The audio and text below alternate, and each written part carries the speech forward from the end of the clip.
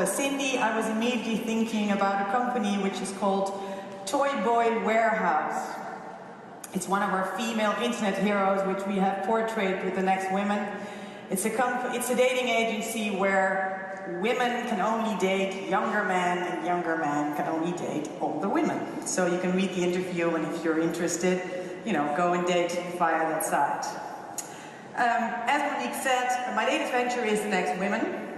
It's a media platform, media company, and we're acting a little bit as the missing links between female entrepreneurs and investors, female entrepreneurs and information, but we became much more. We developed a mentoring program, we do Females Dragons Den, we developed a print magazine, and we teamed up with many organizations in order to support high-growth female entrepreneurs. We are here to talk about game changers, and I want to focus, of course, on female game changers. And to introduce this subject, I will talk a little bit about my entrepreneurial journey, because that was a real help in TheNextWomen. So this is TheNextWomen, and this is my entrepreneurial journey. After today, I want you to decide to go this route with potential great companies led by women, because each of you, men and women, have the keys to support those companies, and it will benefit you. I'm an entrepreneur, I'm an advisor, I'm a pioneer, and I like to change the game. I like to change the order of things. It's in my genes, and my oldest daughter has the same. It's always what they tell me at the PTAs. She likes to change the order of things. So it's in the genes. I was a lawyer for 10 years in New York and Amsterdam, and I did a master's at Columbia University, and during my time as a lawyer, I started a publishing house. After that, I was an interim lawyer as a consultant, and after that, I joined a VC-backed company. It was called Eames. When I talk about the first publishing house which I created, the model was very, very simple. We took no risks. The only thing what we did is we took orders. When we had the orders, we published the books. And the networking in connection with that was very simple. We went to the Chamber of Commerce. I knew at the time very, very few other entrepreneurs. There was no risk, but there was a great turnover. After that, I became a consultant. The day price was very high.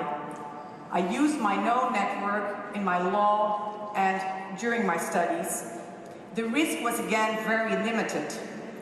I didn't grow it as a sustainable business. And what I didn't see, that it was more risky to not grow it as a sustainable business, and to stay independent was more risky than to start a startup, actually. The end of 2001, I joined a VC-backed startup. The Marcelinos, you all know it, but it was Eats. It's in the Netherlands. We started end of 2001, and we developed it from a little startup, VC-backed, in a pioneer of user-generated content. We did everything. We developed WAP, I don't know whether you know that still. We developed software. We didn't really know anything about Google or SEO. I was a lawyer by background, my business partner was a caterer. But we did have 6 million visitors on our website. Our turnover increased yearly, and our visits increased tenfold. We really changed the game of review sites. And I know everything about the debate of amateurs versus experts. We did the whole entrepreneurial journey. We hired a first employee. We did cost reductions. We negotiated contracting. We realized a lot of web projects, and there were a lot of failed web projects. We entered into successful partnerships, and we entered into awful partnerships. We did a lot of outsourcing of work at one point, and we took out a bank loan. We negotiated with shareholders, and we converted some of our loan into equity, and we expanded and expanded. We were good at strategy, branding, raising our profile, making a review website happen, and building a community, and we built value. But we failed as well. We failed that we didn't call upon our VCs enough and our angels, and they didn't help us enough. They only came into place when things went wrong, or where something went wrong. And we didn't have any time for leadership development, and no money for leadership development. Actually, we didn't see it was important for our company and for ourselves. We lacked financial knowledge, and the partnership was sometimes very hard to keep focus. What did we need? We needed a network of entrepreneurs and investors to mirror ourselves and to get growth finance. We needed a mentor, someone who has done it. We wanted to go international, but we really didn't know how to do that. We went into Belgium. That's what we could do. But how did we go about this? We took out a befriended mentor. We made a new business plan. We hired a new CEO. We deleted the loss-making products. We set up a new structure for the future. We called upon our VCs, told them, you have to help us more, and you have to help us to this high-growth entrepreneurial route. So there I was, time for new things. I saw this gap in the market. There's no business news appealing to women in business. You have the women's classes, you have the FT, you have the technical, very technical online magazines. So we started the Women Tech Crunch. We started the Women Business Week. We started it as a media company. The knowledge that I built up as an entrepreneur, as a lawyer, as a consultant was invaluable. And I want to provide that to many more entrepreneurs so that they can accelerate. These are potential game changers which we are looking at. Look to the entrepreneurial menu of many of you who are entrepreneurs here. This is an entrepreneurial menu. It appeals a lot to women. You start asking your friends, so you network among women. That's how women do. You start and you self-fund. That's what women do in particular. They take out a bank loan, they don't take out outside financing, and they go on a course. After 5 years, they break even, which is much longer than a company which is started by men. Then they go into one-on-one advice, into mentoring. They start seeking outside finance, profile, better team, the whole thing ready to grow. What you see is that the second half is about hunting, gathering, all the things which came up in the previous talks. This whole route, the second part, can go much quicker, the second part. It will be good female economics, it will be good economics for everyone if women take action and if you also take action to support this. So I have a recipe, and that's how I come back to Eames again. It's not Gordon Ramsay, so it's not bullish. There's been a lot of articles in the press lately about VCs don't do anything with women, and it's all about, why is this? I really don't care why. I want to go to the solution, and some solutions you just can do and just take action without knowing why. So we won't be bullish about this. It's not Alain Ducasse. It's not very costly or complicated, but it's another recipe. It's pret-a-manger. It focuses on fresh, fast, and do-it-yourself. And when I thought about this, I took a little booklet of pret-a-manger, and I looked in it, and they have this theme in pret-a-manger, and it's, well, tell me and I'll forget, show me and I'll remember, involve me and I'll understand. And that's just the recipe of pret-a-manger, but also the recipe that I think should be applicable to making female-led companies great. The first one is the fresh thing. It's the visibility. I call upon a fresh, new start to make women entrepreneurs visible. We do a lot about this. We do a lot of interviews of women in tech. We do a lot of profiles. We do a lot of news in order to get women mirror themselves. And it's also a looking glass for investors because they need to connect. And they need to see that women can be game changers.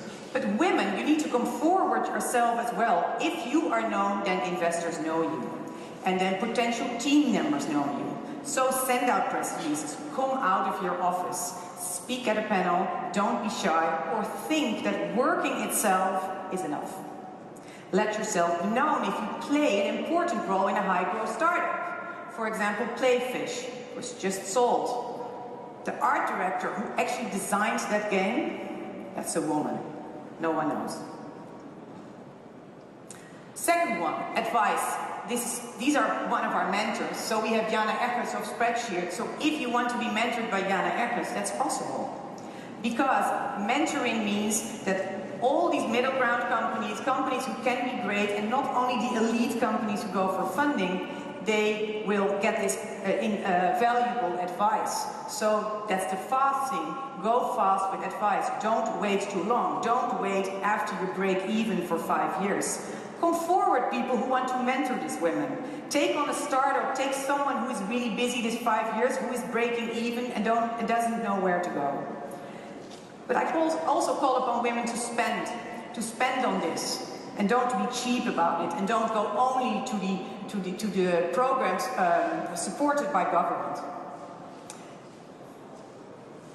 Anyway, this should be the picture. I call upon ineffective networking. With our international network, we hope to stimulate female entrepreneurs, so that they can ask other female game changers how they went the route. We organize breakfast, as we did this morning. We organize Females Dragons Den. But I call upon you also to take women to these type of events. So any event you take a woman to it. These are our online networks on Twitter, and well, I'm not going to talk about social media or business media. We talked about this a lot, but you need this. Okay, I call upon investors. This is the landscape of women-led companies. This is where you can find them. This is where the venture capital is, who are going into women-led companies. Golden Seed, Trapezia, Astia. I'm on the board of its foundation in Silicon Valley, which supports high growth women-led funding. These are the companies which investors can connect with. And don't wait till they come to you, because it's a waste of money to take for granted that there are just no women, or that women want to come to you. Many companies and many investors would benefit a lot if they would take those steps. See the landscape and connect. The last thing is help to build teams and business. This is a major thing for a lot of people and for a lot of women who are not in the right networks to build their team. So help them build their team and get this mixed team. There's a lot of research out there that mixed teams give more innovation. Conclusion. In Europe, there's very little activity for women-led companies who are potentially great. Their network, their circumstances, their attitude is different. And that's the thing. But the market is growing, and we need to connect all to the experts in this field to these women-led companies. Put time and money in it. And I would be delighted to see